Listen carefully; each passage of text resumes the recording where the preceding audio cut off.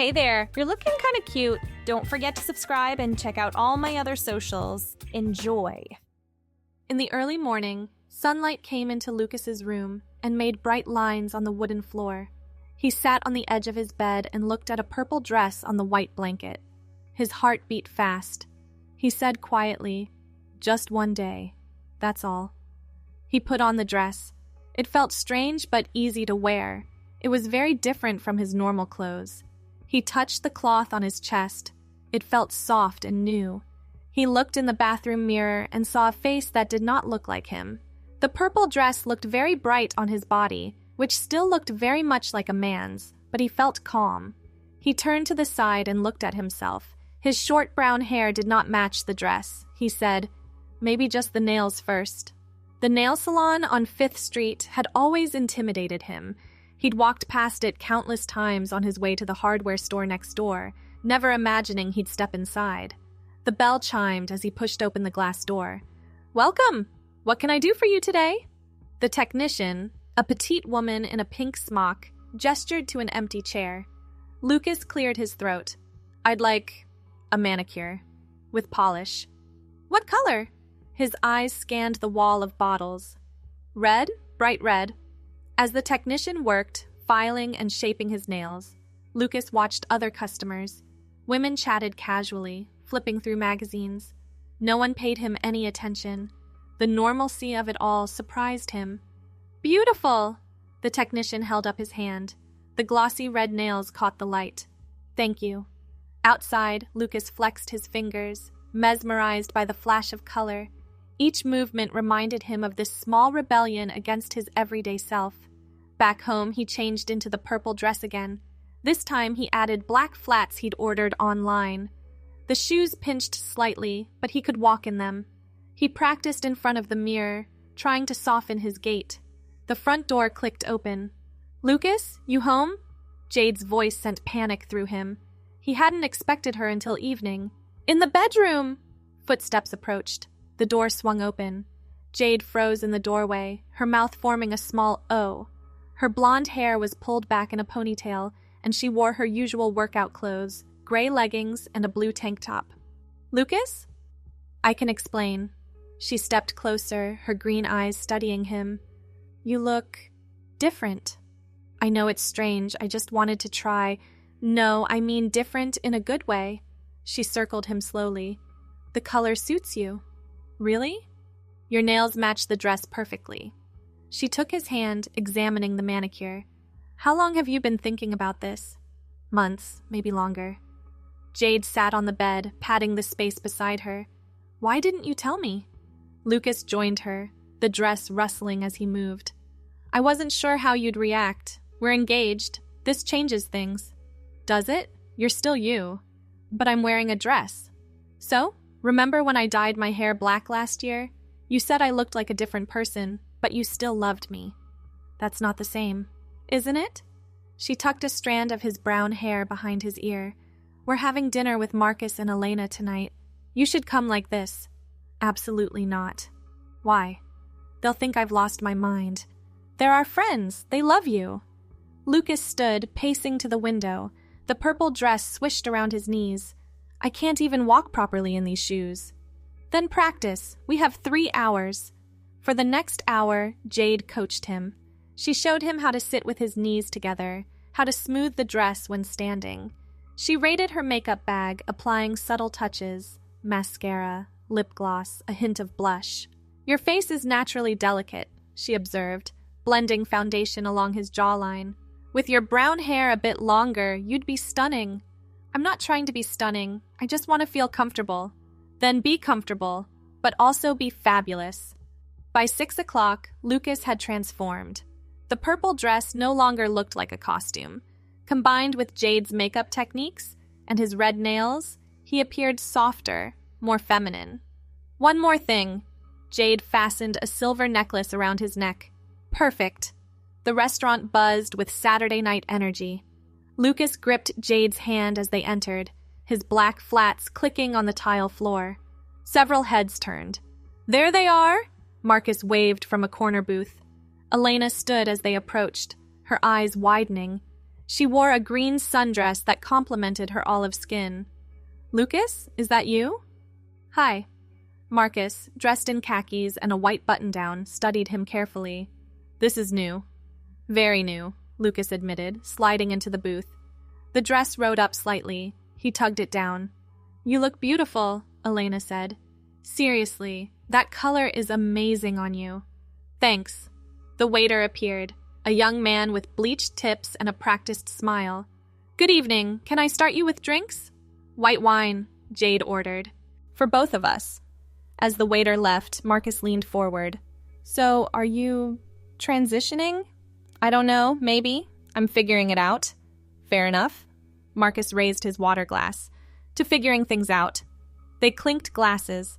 The conversation shifted to safer topics: work, vacation plans, Elena's new promotion, but Lucas caught curious glances from other diners. Each look made him shrink into the booth. "You okay?" Jade whispered. "Everyone's staring." "Let them. You're not hurting anyone?" Elena nodded. "Besides, half the people here are probably jealous of your legs. I'd kill for calves like that." Despite himself, Lucas laughed. The tension in his shoulders eased. When their food arrived, he struggled with the mechanics of eating in a dress. The fabric kept sliding when he reached for his fork. Jade discreetly showed him how to keep his napkin positioned. "This is harder than I expected," he admitted. "Everything worth doing is hard at first," Marcus said. "Remember when I learned to surf? Spent more time underwater than on the board. This is different." "Is it? You're learning something new about yourself. That takes courage." After dinner, they walked along the waterfront. The evening air cooled Lucas's flushed cheeks.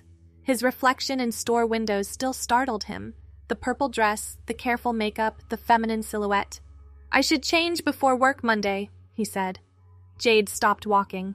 "Why?" "Because I can't show up to the office like this." "Says who?" "Common sense, professional standards, basic reality." "You work at a restaurant. Half the servers have tattoos and piercings." "That's different." "Lucas." She faced him, taking both his hands. Her engagement ring caught the streetlight. "When we met, you told me you became a server because you hated being stuck in a cubicle. You said you wanted a job where you could be yourself." "I meant personality-wise." "This is part of your personality, isn't it?" He looked down at their joined hands, his red nails stark against her natural ones. "I think so, yes." "Then be yourself, all of yourself."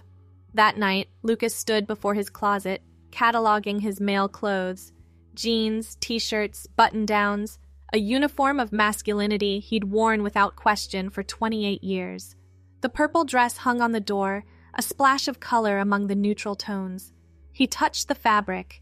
In it, he'd felt something shift.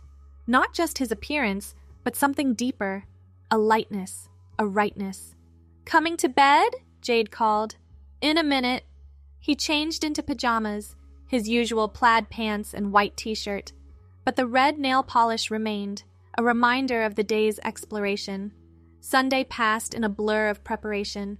Jade took him shopping, helping him select work-appropriate outfits. They found a black skirt that hit just above the knee, several blouses in jewel tones, and comfortable flats in black and navy. "We should do something about your hair," Jade suggested. "Like what?" "Let it grow. But for now..." She produced a shoulder-length wig in brown, matching his natural color. "Just until your own hair catches up." The wig felt strange at first, but once positioned correctly, it transformed his face. Combined with the clothes and subtle makeup, the effect was striking. "I look like a completely different person." "No," Jade corrected. "You look like yourself, maybe for the first time." Monday morning arrived too quickly. Lucas stood in the bathroom, the black skirt and emerald blouse laid out on the counter. His hands shook as he applied mascara. "You've got this," Jade said from the doorway. She wore her scrubs for her shift at the hospital. "Call me if you need anything." "What if they fire me?" "They won't, and if they do, you'll find something better. Somewhere that appreciates all of you." The drive to work felt eternal. At every red light, Lucas checked his appearance in the mirror.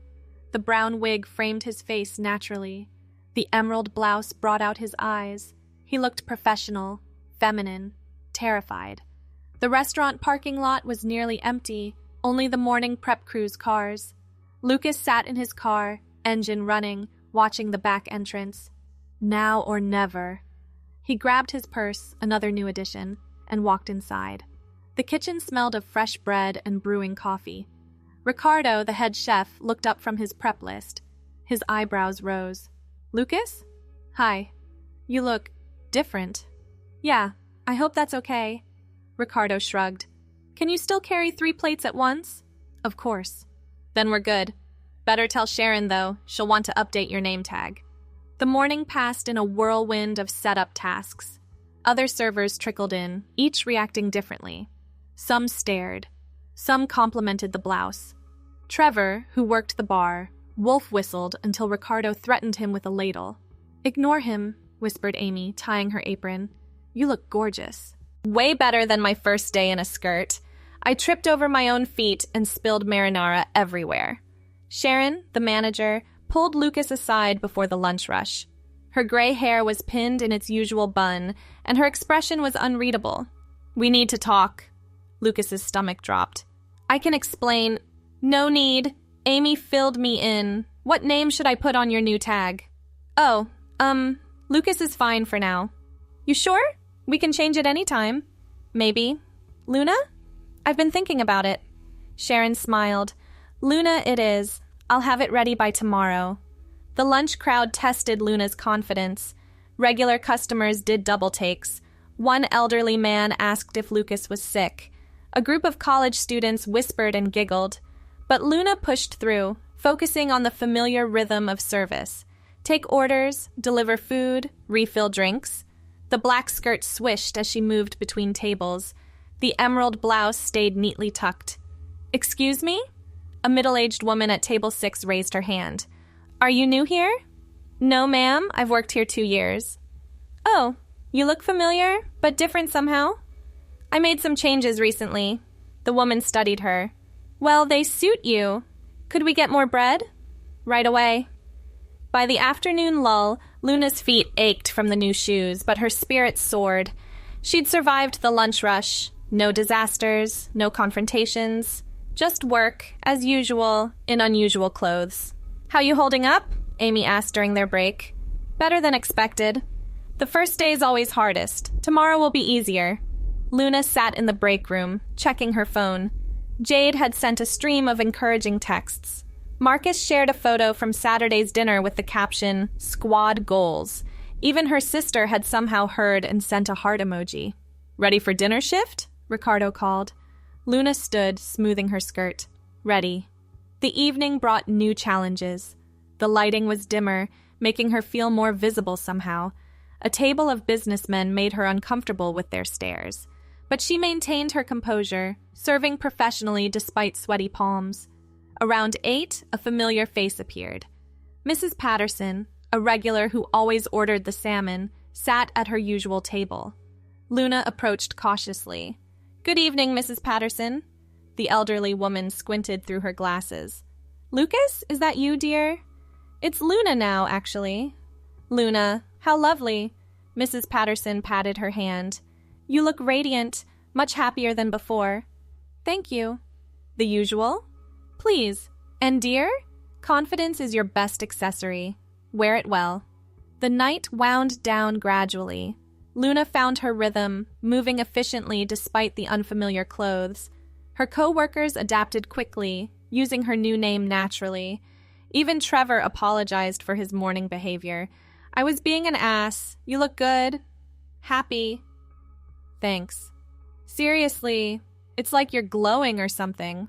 At closing time, Luna helped with cleanup, careful not to snag her skirt on the equipment. Her reflection in the darkened windows still surprised her. The feminine figure wiping down tables wasn't the Lucas who'd arrived that morning. Sharon appeared with a small envelope. "Your new tag, officially official." Luna opened it. The plastic rectangle read Luna in bold letters. "Thank you." "Thank yourself. You did the hard part." The parking lot was empty except for Luna's car. She sat behind the wheel, examining her name tag under the dome light. Such a small thing, but it felt monumental. Her phone buzzed. Jade. How was it? Survived. Actually better than survived. Knew you would. Chinese food to celebrate? Sounds perfect. Luna drove home through quiet streets, the windows down to let in cool air. The brown wig shifted slightly in the breeze.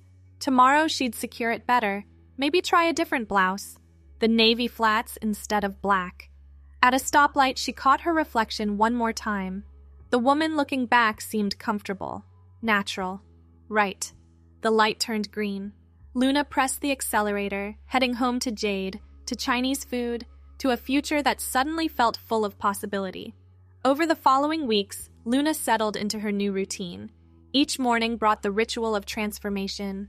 Shower, skincare, the careful application of makeup Jade had taught her.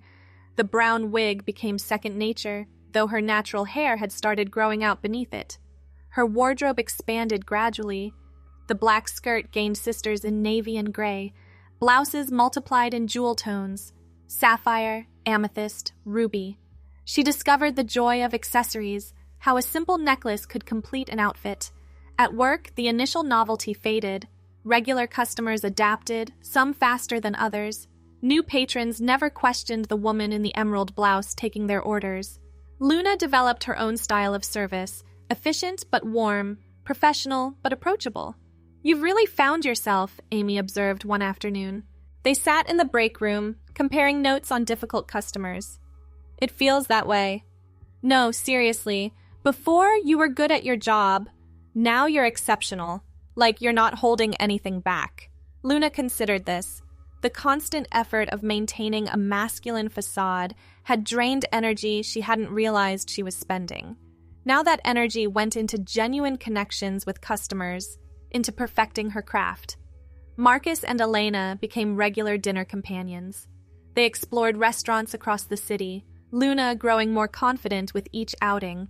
The purple dress made occasional appearances, but she'd developed a fondness for skirts and blouses, professional but unmistakably feminine. Remember that first dinner? Elena said one evening. They sat at a rooftop bar, the city lights twinkling below. You looked terrified. I was. And now look at you, gorgeous and confident. Still terrified sometimes. Marcus raised his beer. Aren't we all? The toast rang true. Everyone carried fears, wore masks of various kinds. Luna had simply traded one mask for another, then realized the second wasn't a mask at all. Jade proved endlessly supportive. She helped with clothing choices, shared makeup tips, held Luna when dysphoria struck. Their relationship deepened, built on new honesty. I fell in love with Lucas, Jade said one night. They lay in bed, Luna's brown hair, her natural hair, finally long enough to style, spread across the pillow. But I think I was waiting for Luna all along. That doesn't make sense, doesn't it? You're the same person, just complete now. Luna traced patterns on Jade's arm. Sometimes I wonder if I should do more. Hormones, surgery. That's your decision. I'll support whatever you choose. But what do you want? I want you happy. Everything else is details. The conversation planted seeds. Luna researched quietly, reading forums and medical sites. The possibilities overwhelmed. So many paths, each with permanent consequences. At work, she excelled. Sharon promoted her to shift supervisor, praising her leadership and customer service. The team responded well to her management style, a blend of empathy and efficiency. You've transformed this place, Sharon said during Luna's review. Sales are up. Customer satisfaction scores have never been higher. It's a team effort, led by you. Own your success, Luna. Owning things became a theme. Luna owned her femininity, her choices, her evolving identity. The brown wig retired as her natural hair reached her shoulders. She experimented with styles, ponytails for busy shifts, loose waves for evenings out. One Tuesday, a familiar face appeared in her section. Her mother, whom she hadn't seen since beginning her transition, sat at a corner table. Luna's hands trembled as she approached. Hi, Mom. Her mother looked up, eyes widening. Lucas? It's Luna now. A long pause. Luna braced for rejection, anger, confusion. Instead, tears rolled down her mother's cheeks. "You look like your grandmother when she was young." "Really?" The same eyes, the same smile. Her mother reached for her hand. "I'm sorry I haven't called. I didn't know what to say." "It's okay." "No, it's not. You're my child. That doesn't change because you wear a skirt now." They talked through the lunch rush, Luna stealing moments between tables. Her mother asked thoughtful questions, genuinely trying to understand. By the time she left, they'd planned a proper dinner, a chance to reconnect. "I love you," her mother said at the door. "Luna, my daughter." The words echoed long after she'd gone. Daughter. Such a simple thing, but it shifted Luna's world once more. Spring arrived with unexpected challenges. A new server, Brian, made his discomfort clear. He avoided Luna during shifts, muttered under his breath, accidentally bumped her in the kitchen. "Ignore him," Amy advised. "He's temporary, you're not." But ignoring grew difficult. Brian's hostility created tension among the staff. Luna maintained professionalism, but stress accumulated. She found herself checking her appearance constantly, wondering if she passed well enough, if her voice sounded right. "You're spiraling," Jade observed one evening. Luna sat at her vanity, redoing her makeup for the third time. "I just want to look perfect." "For who, Brian? Some ignorant server who'll be gone in a month?" "For everyone. For myself." Jade knelt beside her. "You are perfect, not your makeup or your clothes or your hair. You, Luna, the woman I love." The words helped, but doubt lingered. Luna scheduled an appointment with a therapist specializing in gender identity. Dr. Martinez, a soft-spoken woman with silver hair, created a safe space for exploration. "Tell me about Luna," she said during their first session. "What do you want to know?" "Whatever feels important." Luna talked for the full hour. About the purple dress, the red nails, the terror and joy of that first restaurant shift. About Jade's support, her mother's acceptance, Brian's hostility. About the questions that kept her awake. Hormones, surgery, the future. "You've shown tremendous courage," Dr. Martinez said. "Many people never take that first step." "It doesn't feel courageous, it feels necessary." The two aren't mutually exclusive. Therapy became a weekly anchor. Luna explored her identity, unpacking years of suppression. She discovered anger at lost time, grief for the girl she could have been, joy in the woman she was becoming. Brian lasted 3 weeks. A combination of poor performance and customer complaints led to his termination. The staff celebrated quietly, relieved to see him go. "Good riddance," Trevor said. "Guy was poison." "Everyone deserves compassion," Luna replied, though she felt the same relief. "Even people who don't give it? Especially them. They need it most." Summer brought new adventures. Luna and Jade took a vacation to the coast, a week of sun and sand and freedom. Luna packed only feminine clothes, reveling in sundresses and swimsuits. "You're glowing," Jade said. They walked the beach at sunset, hands linked. "I feel settled, like pieces finally fit." "And the medical stuff?" "Still thinking. Dr. Martinez says there's no rush." "There isn't. You're beautiful exactly as you are. But maybe I want to be beautiful in a different way, too." Jade squeezed her hand. "Then we'll figure it out. Together." Back home, Luna scheduled consultations. She met with endocrinologists, surgeons, other trans women further along their journeys. Information overwhelmed, but patterns emerged. Everyone's path looked different. There was no single right way to be trans. "I think I want to start hormones," she told Dr. Martinez. "Not surgery, not yet, but hormones feel right." "Tell me more about that feeling." "Like the next step. When I put on that first dress, it felt inevitable. This feels the same." "Then trust yourself. You've been right so far." The clinic felt sterile, medical in a way that reminded Luna this was serious. Permanent changes, real consequences. But as the nurse prepared the first injection, Luna felt only calm certainty. "Ready?" the nurse asked. More than ready. The changes came slowly. Subtle shifts, softer skin, emotional fluctuations, the beginning of curves. Luna documented everything. marveling at her body's malleability. Work continued to provide stability. The restaurant thrived under Luna's supervision. She trained new servers with patience, remembering her own first terrifying shift in a skirt. "Confidence comes with time," she told a nervous trainee. "Focus on the work, the rest follows." Her relationship with Jade deepened beyond anything she'd imagined as Lucas. They communicated with new honesty, navigated challenges as partners. When Jade proposed on Luna's 1-year anniversary of living full-time, the answer came instantly. Yes, absolutely yes. They married the following spring in a small ceremony. Luna wore white, a simple dress that made her feel like the woman she'd always been inside. Jade chose a navy suit that complemented Luna's outfit perfectly. "I now pronounce you wife and wife," the officiant declared. The words rang with truth. Wife, woman, Luna. All the identities she'd claimed, now recognized officially. Years passed. Luna grew into herself fully, confident in her femininity, secure in her choices. She managed the restaurant with skill, mentoring other LGBTQ+ employees who needed support. Her brown hair, now fully natural and reaching mid-back, became her signature. "Remember when you were terrified to wear that purple dress?" Jade asked one evening. They sat on their porch, watching fireflies dance in the garden. "Feels like another lifetime." Same lifetime, just a different chapter. Luna considered this. The scared man in the purple dress existed in her history, but felt disconnected from the woman she'd become.